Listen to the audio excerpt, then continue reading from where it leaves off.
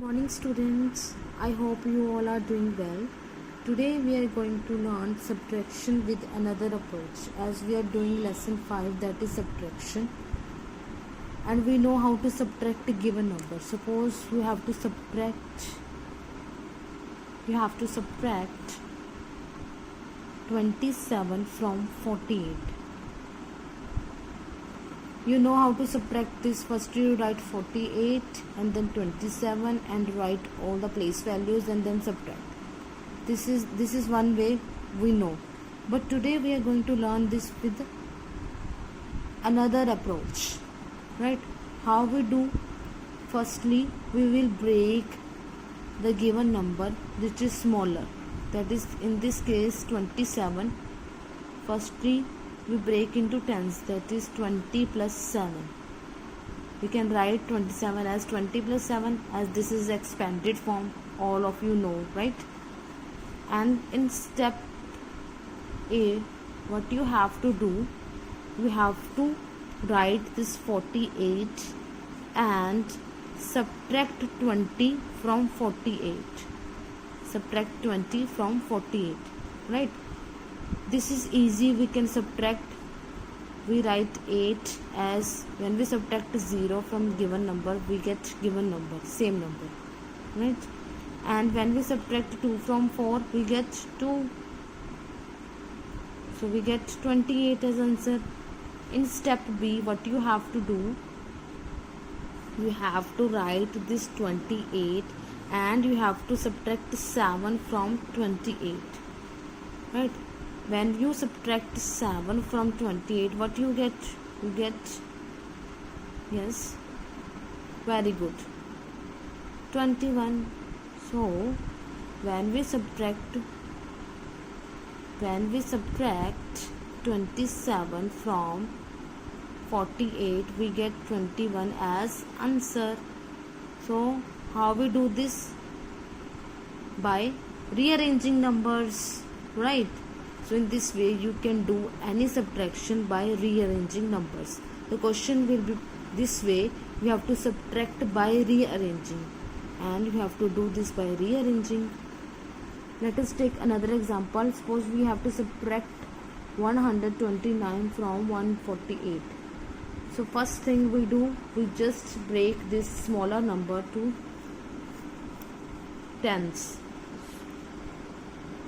129 can be written as 120 plus 9, right? Now in step A, what you have to do, you have to write this 148 and you have to subtract 120 from 148. What do we get? We get 28 as answer, right? In step B, what you have to do, you have to write this 28 and then subtract 9 from 28.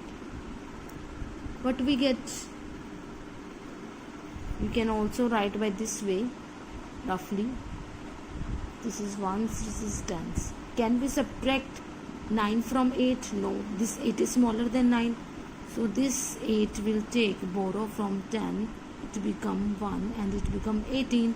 When we subtract 9 from 18, we get 9.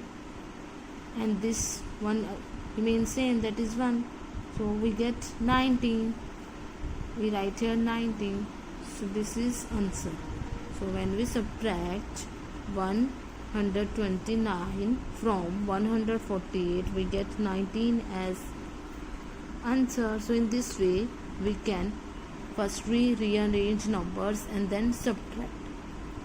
On this concept, activity 8 on page number 62 for you. You have to do this by your own.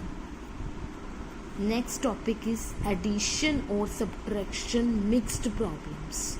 You have to check whether to add or subtract in each of the problem, right? So first thing what you have to do, you have to read the statement properly and then think whether you have to add in this or you have to subtract. We are going to take an example for it. Suppose there are 4,300 students who took participate in competition, right? So total number of students are